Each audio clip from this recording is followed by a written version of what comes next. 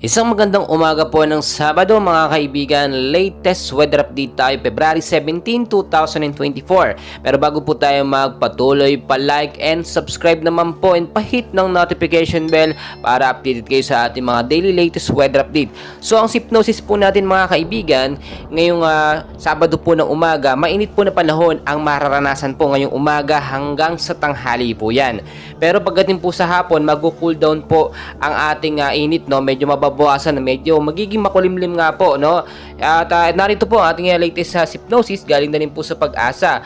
Northeast monsoon pa rin po mga kaibigan ang nakakaapekto or makakaapekto sa ilang bahagi po yan ng extreme northern Luzon. May easterlies pa rin po tayo na siya naman nakakaapekto sa eastern section po ng ating bansa. Mga kaibigan, uulitin ko po, wala pa rin naman po tayong bagyong binabantayan sa loob po ng Philippine Area of Responsibility. But as of now, mga cloud cluster or kumpol ng kaulapan sa labas ng parang ating binabantayan. Kalapit bansa natin dito sa Pacific Ocean, meron din po mga sama ng panahon na posibleng makaapekto or magpabuo, no, ng mga cloud cluster o active LPA sa labas ng PAR. Pero as of now, wala naman itong direktang epekto sa ating bansa at hindi po natin dapat pangambahan.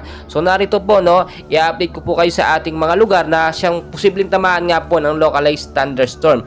Ang ilang bahagi po mga kaibigan ng Visayas, Palawan, kasama na po dyan ang Calayan Island at Occidental Mindoro, ay makakaranas po ng maulap na panahon na posible po magkaroon ng mga isolated light rains to heavy rainfall pagdating po sa gabi. Sa hapon, magiging maulap ang panahon. Dala po yan ng easterlies at localized thunderstorm. Kasama pa po dyan yung hanging amihan or northeast monsoon. Mga kaibigan, sinasabi ko po sa inyo, posible na rin po magsimula ang El Nino ngayong buwan po, no? February hanggang March po yan.